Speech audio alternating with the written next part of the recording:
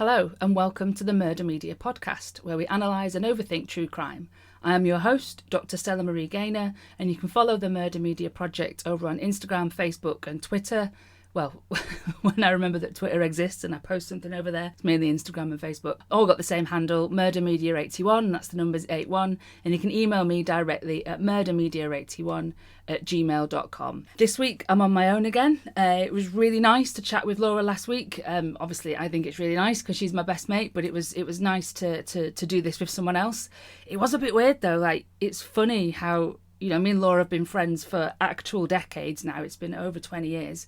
And we're never short of things to talk about. And we text each other most days, but it felt really weird as soon as you stick a microphone between us. But I think we did okay. Next week, I hope to be joined again by another really good friend of mine, Dr. Shelley McMurdo. Shelley is a lecturer in film and she also loves true crime and culty media. I'll be throwing the same questions at Shelley, so do get involved via the socials and we can open this chat up. Now, full disclosure, this is the third time that I'm recording this episode, so... You think you've got something nailed and you think doing this on my own by myself, it is a learning curve. I have made some mistakes getting the sound right and stuff. But then this time I did this episode and then I realised that I hadn't set Audacity to be recording through the nice fancy microphone and it just recorded from the laptop microphone, so it sounded terrible. And then the next time I recorded it, I don't know what I did, but I just had everything set up a bit weird. So every time I said the word podcast, the sound did something really weird. And this episode is about podcast. I'm going to say that word a lot. So I had to re-record it again. Anyway, so I did both of those two first recordings on the same day, last week on Thursday. And when I realised that the second recording was unusable, I couldn't... couldn't face it. So now it is Sunday, so it's several days later and I feel less insane about it. Anyway, so what podcast are we actually talking about? So this week I've decided to talk about Cult Leader, which is a podcast and it's hosted by Spencer Henry and it's available in all the usual podcast places.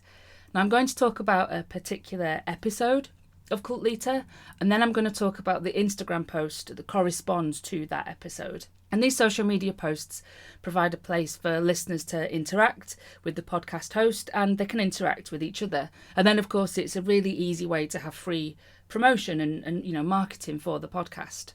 Last week, Laura and I talked about the weirdness of true crime and how some of it might make us feel a little bit, I think Laura used the word grubby. I just banged my hand on the mic then. I hope that didn't pick up. So again, another mistake. Fantastic. So yeah, we were talking about the weirdness of true crime and how some of it can make us feel a bit grubby.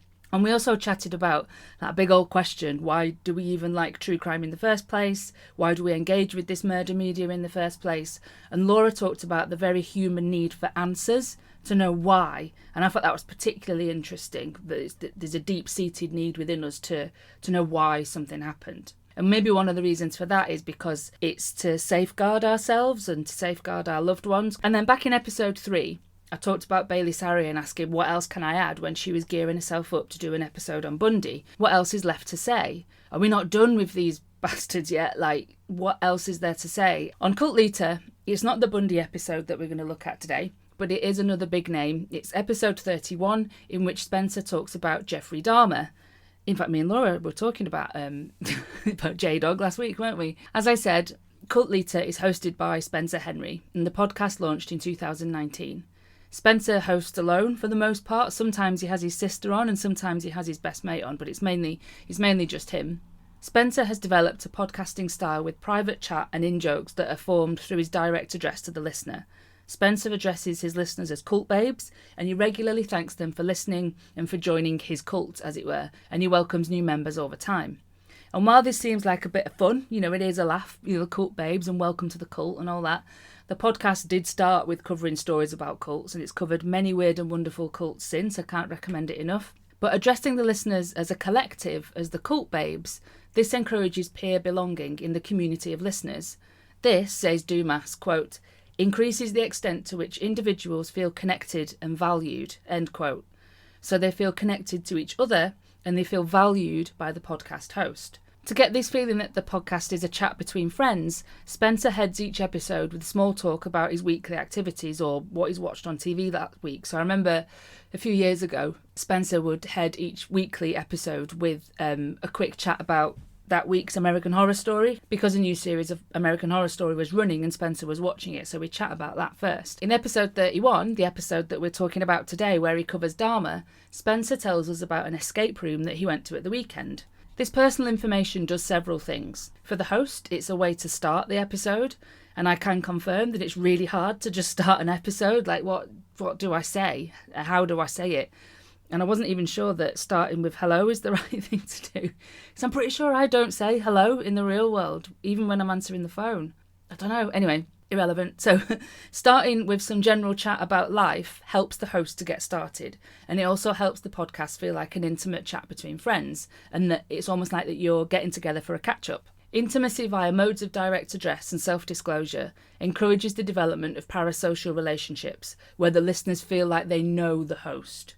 Broader things around podcasting then. So it came of age in 2015 when Apple integrated podcast support on the default interface of iPhones and iPads. Hancock and McCullum say that podcasts represent a revival of grassroots media because they are, quote, democratised, proliferating, diverse, unregulated, globalised, personalised and immersive, end quote. Yardley argues that the true crime podcast re-energises the perhaps tired old documentary format as the, quote, audio stories are colouring in and extending beyond the news agenda, end quote. And I think we saw that happening really clearly with the examples we looked at in episode 3 when the Bundy story was told by women, definitely giving it more colour and texture and rich detail that we just weren't getting before. Freedoms from legacy media, so away from regulation, and the low barriers to entry to make a podcast give the true crime podcast a mode of reflection on cases like Dahmer, unlike that of any traditional legacy media content. So basically, a really fancy, serious HBO documentary about Jeffrey Dahmer isn't going to take the piss out of him in the same way that Spencer does on Cult Leader. Hancock and McMurtry discussed how podcasts intrude on the everyday and the mundane, via the privacy afforded in the way we listen to podcasts, on headphones maybe, or when you're alone in your car.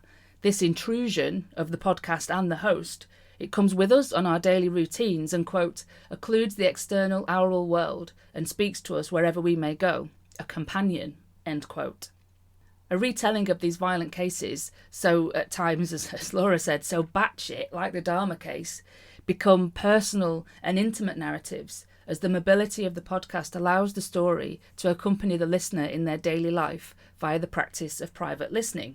So, you know the moments where you've got a podcast on your headphones and it's really grisly and it's really gross, or it's making you really mad, and you're battling to sort of not let that show on your face, to let those emotions or repulsion or whatever register on your face as you're just stood on the train platform, or you're facing someone on the table seat on the train, or you're in the supermarket and you're listening to the details of a horrific crime scene as you're in Aldi nosing around the groceries. So I'm assuming that you've all had that too.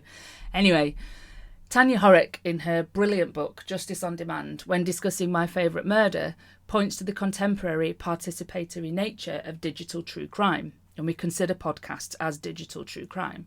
She says that true crime has always invited fans to pass their judgment on justice, and that contemporary digital true crime mobilises the effective response on the part of the fans to participate across media. So it's encouraging you to get involved, and it's really easy now for fans or listeners or followers to get involved. And podcast hosts even ask listeners to get involved. So I do it as well, I'm like, follow on the socials and comment over there. So what I'm slowly getting around to here is that how I've been building on Tanya Horeck's work to consider the affordances of individual media platforms, and in this case, Instagram, how that influences or guides fan practices, and in turn, how Instagram and the Cult Leader podcast, how it invites fans, listeners or followers, whatever you want to call them, how it invites them to view violence and real-life murder stories. As Bethan Jones points out, all of these relatively new and different places in which fans can discuss a particular case increases the different ways that fans can discuss such cases. As I'll get to later, the impulses of Instagram use drives the engagement with the Jeffrey Dahmer case as told by Cult Leader. And we'll unpack all that later. Before we get to episode 31 of Cult Leader and how Spencer Henry presents Dahmer, I want to have first a quick look at Instagram.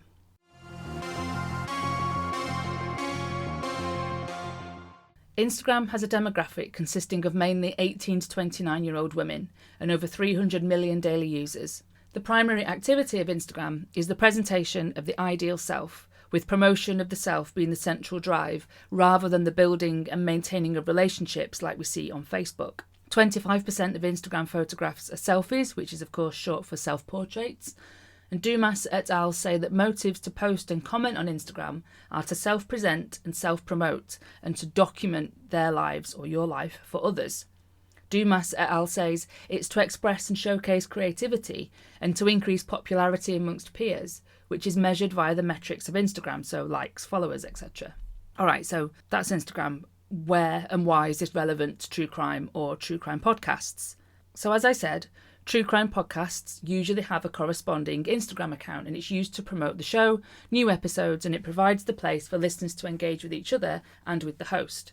These accounts have posts assigned to each episode. So, you can follow the Murder Media Project at Murder Media 821. And the accounts and posts on Instagram provide a space for a virtual community to develop amongst the listeners or amongst the fans. This virtual community can be likened to what Seltzer described as a wound culture. Now, I mentioned this back in episode 3 as well, and the obsession we have with torn and open bodies as spectacle. I talked about how the woman-led representations of the Bundy story acted as a resistance to the usual wound culture by affording the victims a degree of privacy. In this case, though, with the Instagram posts, wound culture is very present.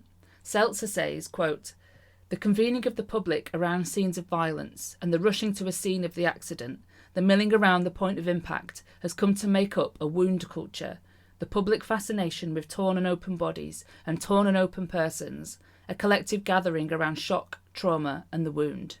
End quote. The temporal disjuncture of the podcast and the Instagram posts for each episode and the contemporary digital culture of select, download and play at a time that suits us, or a scroll through Instagram to view a post whenever we fancy it, means that we can call back into our present a crime scene from the past.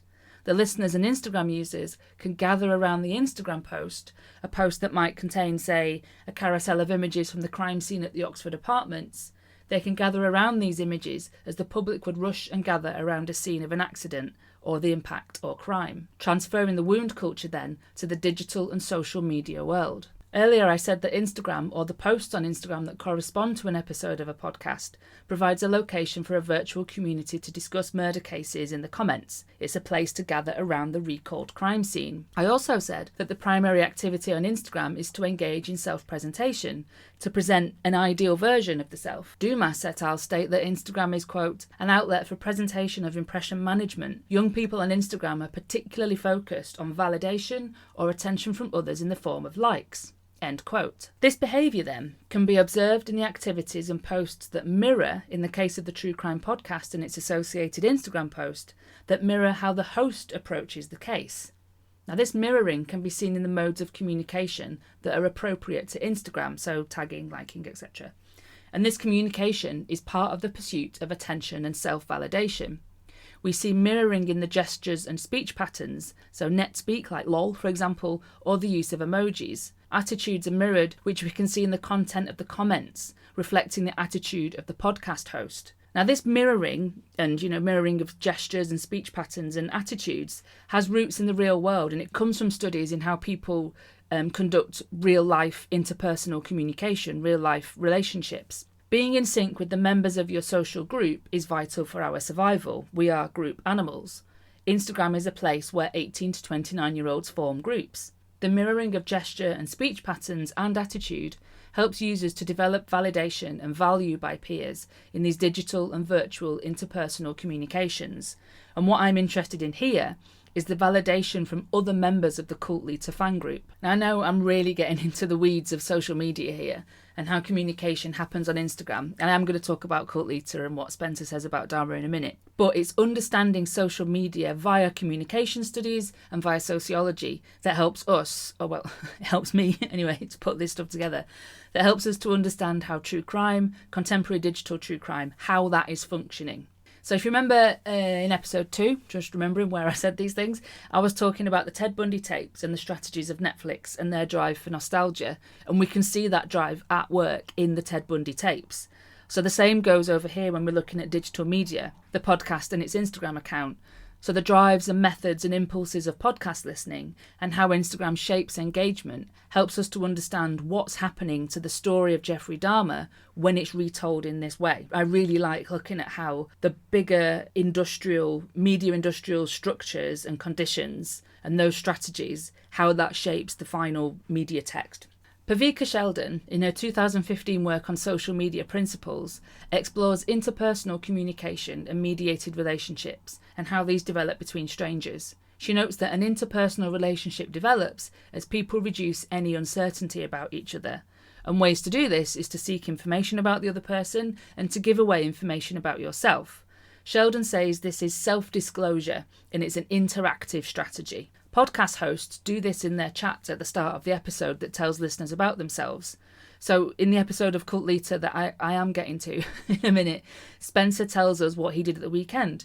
Now, it's not relevant at all that Spencer saw some mates at the weekend. It's not relevant in any way to the story of Jeffrey Dahmer, but it encourages that feeling of intimacy, community, peer belonging with the listeners, and it reduces any uncertainty that we might have about Spencer, and then we want to listen to him. At the end of Cult Leader episode, Spencer encourages the listener to take the conversation over to Instagram.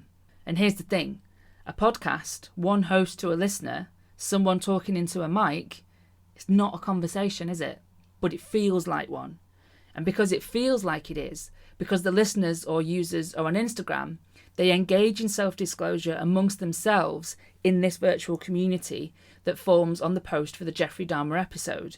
And this is rewarded then according to the vernaculars of Instagram, gaining likes, followers, and other people commenting on your comment. Users on the Dahmer post for Cult Leader engage in mirroring of speech patterns and of attitude. And this demonstrates their synchronicity with others and with the podcast host. And it makes you feel like you are in conversation and in dialogue with the host and with others.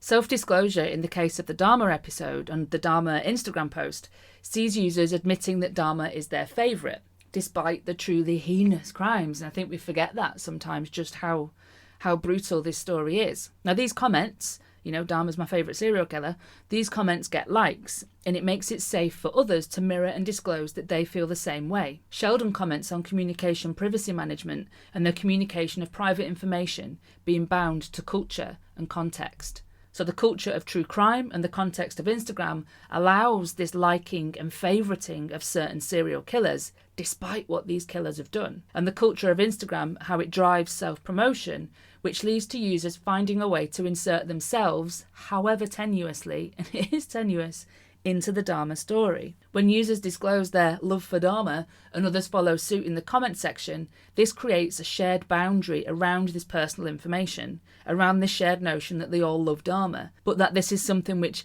might not be appropriate for everyday conversation. So it's not for talking about at Christmas dinner, is it, when your gran's around? Or maybe it is, I don't know. You can talk about it at my house at Christmas dinner if you want, that's okay. The virtual community that develops in the Cult Leader Instagram post becomes a safe space in which to disclose this private information and for others to relate to it. Mirroring encourages peer belonging, and then this legitimates and validates interest in true crime, particularly interest in true crime content that takes this more laid-back, comedic approach to the telling of the tale of Jeffrey Dahmer.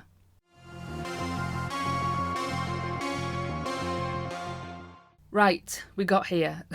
Cult Leader episode 31, Jeffrey Dahmer, finally. God's sake, Stella, get on with it. Now, we all know the Dahmer case. Let's not dwell on it any longer. But Spencer tells us in the episode that the cult babes have been clamouring for him to do the Dahmer story. He says that, quote, the story's been requested many times. And like Bailey, he acknowledges that there isn't much more to say. But it's not the new details, is it, that the listeners want from Cult Leader? They want Spencer's own take on the story, his interpretation, his jokes, his side notes. This can be seen in the comment section on the corresponding Instagram post, with comments like, and it's all in caps, so you know that they're very excited, I've been waiting for Dahmer, and I've been wanting this one for so long, with like 6 N's on it. It's like, all right, calm down. Hosting alone, Spencer muses to himself about Dahmer's motives or moments that can be understood as darkly comical. We all know that Dahmer had a weird fascination with bones when he was a kid. I mean, it's weird, mad now that we know everything else. But, just if you jump back in time and put yourself in the position of Dahmer's father, Dahmer playing with bones, it's not that bad. It could be doing worse. He did go on to do worse. But it only seems weird and mad now. Now we know what we know. When he was a kid, Dahmer liked to play with bones, and Spencer explains this point in the episode. He was quiet. He kept to himself. He had a few friends. His fascination with bones, which really is going to be a pretty prominent thing in his life, began at a young age. He watched his dad remove some animal bones from underneath the house, and he played with them by clinking them together to make some noise, and little Jeffrey was thrilled, getting his rocks off. Parents, if you find a dead animal under your house, for the love of God, please don't hand them to your young children to play with. According to facts and history, they will end up later deboning humans. So Jeffrey's like hot on this, right? He's loving it. Bones are life. He would scavenge for roadkill. He would literally pick up the carcasses and try and piece them back together. Spencer muses there on Dahmer playing with bones as a child, stating that bones are life. Using the contemporary parlance of saying something is life, meaning that the thing is, so says Urban Dictionary, so amazing that the person cannot live without it, this tells the listener that for the young Dahmer, this hobby was so enthralling and so absorbing that it continued for some time.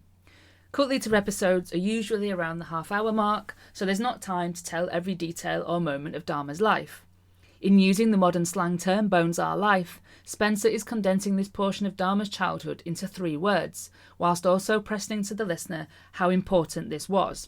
With the Cult Leader listeners knowing the story already, it is these structures in Spencer's idiolect as he recounts the story that the Cult Babes are downloading the podcast in episode 4. This is what they're after. Later in this Cult Leader episode, Spencer comes to the bit about the mannequin. Now, I'm sure you all know about the mannequin. Dahmer wanted to, how should I put this, satisfy his urges to be with a motionless body. And at this moment of the story, Spencer steps out of his scripted retelling to wonder about key bits of the story, and he ponders such occurrences by kind of like placing himself in the situation. So he speculates and he says things like, if it was me, or I'm thinking, how does that work? So in the case of the mannequin, Spencer addresses Dahmer directly on just how this bit of the story might have happened. My favorite thing is Jeffrey is like, the thing I didn't like about the bathhouses when I was hooking up with the other guys was that they would move when I was having sex with them. And it's like, yeah, Jeffrey, like that's typically how it goes. But here's a weird tidbit. He once took home a mannequin and he would have sex with it. So I'm like, how does that work? We've all seen a Forever 21. There's a mannequin, but like, are they rubber mannequins? Because like that I can understand more, but are you just fucking a big piece of plastic, Jeffrey? But his grandma, I guess, ended up finding it, which is horrifying, and she made him throw it away. And can you just like imagine that conversation? Jeffrey, I told you to throw your jack-off doll away. I don't know, it's just fucked. It's like terrifying, like, and also really funny at the same time to think of somebody having sex with a mannequin. But I mean, whatever you want. I mean, I'd rather have you do that. Spencer's conversational tone and relaxed delivery places modern parlance directly into the speech of the players of the story. As we've seen, Dahmer liked to play with bones, and then later when he was a bit bigger, he got into preserving bones. Okay, so anyways, back to the story. When he was like 10, he was having dinner with his family one night, and they were eating chicken, and Jeffrey asked his dad what would happen if they put the bones in bleach. And like, if that was me, like, I'd be like, alright, nope, we're not doing that. But his dad was a chemist, lest we forget, so he's like, oh, dope, you're showing interest in something. So his dad began showing Jeffrey how to preserve bones, something Jeffrey would practice often on his animal findings. And later, humans. A little later. Lionel Dahmer, his father, a middle-aged white man in the late 60s, early 70s, did not use the term dope as an exclamation of something being exceptional, but placing modern slang into the speech of Lionel Dahmer when retelling the story underpins the tenor of the podcast as being a chat with being friends. And the laid-back delivery is picked up by the commentators on the corresponding Instagram post, and it mirrors the attitude of the host. Let's have a quick look then, because I'm aware this episode might be going on a bit. Let's finish up with a look at Cult Leader's Instagram post that corresponds to the Dahmer episode. Instagram has shaped our collective visual culture and aesthetic values, says Caldera. Instagram drove the rise of the selfie, and Instagram users follow a set of unwritten rules, as it were, regarding acceptable aesthetics on the platform. Now, no judgment to people who use Instagram, take selfies or use filter. I've got selfies on Instagram. You better bet there's filters on them because I'm nearly 43. I'm just analysing and overthinking. The aesthetics of the uploaded selfies to Instagram are constructed with style, grammar and logics that have developed from the interface and design of the platform. These things, these vernaculars of Instagram, influence the conventions of content on there, but also influence how users engage with such content and how users might derive meaning. Creating an Instagram post that corresponds to the episode adds some visuals to Spencer's audio to his oral storytelling. The Dahmer post features a carousel of 5 images. The first features the Cult Leader logo, and I'll put these in my Instagram post for this episode, so it's all getting a bit meta, but never mind. The second, third and fourth images are photos of Dahmer, and the fifth is a gallery of photos of the victims, arranged in a grid with each person's name underneath. Now, the Dahmer story is horrific, but the post is arranged according to the aesthetics, style and grammar of Instagram. The gallery of images on the carousel, while not selfies, are still portraits of the killer and the victims. The expected convention of true crime mugshots and galleries of victims has become part of the Instagram aesthetic. Now, these photographs are aged photographs and they would have been taken with a film camera. And because of that, they are sort of naturally textured with grain and noise. Effects like this are added by Instagram users to their own digital selfies via filters and adjustments available in the app. If you put grain and noise on it, then it smooths out it smooths out my wrinkles. The Dahmer mugshot with all its grain and noise looks like an Instagram selfie, one that's been doctored and adjusted to have these smoothing effects on the skin, in an example of the accepted Instagram aesthetic. So looking like a filtered selfie, Dahmer here in this Cult Leader post is the star and focus of this post, and the Cult Leader fans, the cult babes, gather together around the digitally recreated crime scene in an echo of Seltzer's wound culture, to profess their love for Dahmer in an act of like-seeking, peer-belonging, self-promotion. Okay, last point. I'm going to quickly discuss some of the comments on this Instagram post. Now, I'm not going to screenshot them and put them on my Instagram post because while the account for Cult Leader is public, I don't think it's my place to show the names or handles of those that post on social media. To recap then, Cult Leader tells the story of Dahmer in a very laid-back, comically toned way. Listeners love it and they want to hear Spencer tell it. The podcast has an Instagram account, and Instagram drives users to behave in certain ways: self-promotion, like-seeking behaviour, and the disclosure of personal information to form groups. We heard Spencer insert himself in the story to muse and wonder about how certain things went down. Sorry. I'm laughing as I even say that. I can't pull that off, can I? To muse and wonder about how certain things happened. There we go, it's better. We know the fans love Dahmer, they've already disclosed it, but here on Instagram, users, listeners, they also showcase their personal links to the Dahmer case. The practices of fandom on Instagram are shaped by the platform and shaped by the podcast host. This dynamic of interaction sheds light on how true crime fans self-promote for validation on Instagram. And this is demonstrated in the comments that show us like-seeking behaviour. So one commenter said, quote, "So I studied criminal justice at a community college in the Milwaukee area, and one of my instructors was actually one of the detectives on his case, so we got first-hand experience to see pictures that were never released to the public, including the Polaroids." End quote. Another comment said, "I'm from Milwaukee and my dad was the regional manager for Sears Logistics. Dahmer bought the freezer that he kept the body parts in at Sears, and my dad was the one who had to go in and check the purchases for the police to tie Dahmer to the freezer. I was a kid, but still remember my dad being so excited that he helped the investigation. He even showed everyone the receipt with Dahmer's signature. Wish I still had a copy of it." End quote. As the Cult Leader host inserts himself into the story with his musings, the Instagram users attach and place themselves as close to the story as they can. The motivation is not to expand on the case, but to pull some focus, to self-promote, and display an ideal self, according to true crime culture, that has more knowledge or close personal links to a serial killer than anyone else.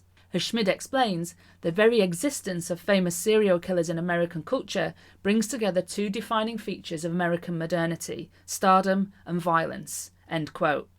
Now, I would expand on this and argue that stardom, violence, and self-promotion now create three defining features of American modernity. The listeners are fascinated by a violent star, and they self-promote and seek likes through publicly demonstrating their fascination and connections to violence and to each other. Okay, I'm done. So this, if you can believe it, now we've been sat here for what feels like hours, is actually a summary of an article I published in Popular Communication, the International Journal of Media and Culture. I'll link it in the show notes, and it's free to read, which is nice for any of you who might want to punish yourselves some more and read it all.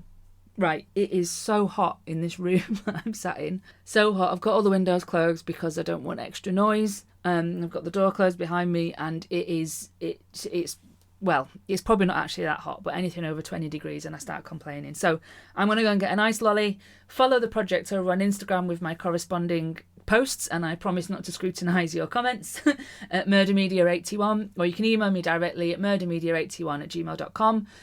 Do carry on the discussion over on the socials, as they say, and next week, as I said, I hope to have my mate Shelley join me, and we'll be discussing the same questions that I asked Laura. So go and check out the post for episode 4 to see those questions again. Hope you all have a good week. Hope you're all coping with the heat. And I'll speak to you next week. Goodbye.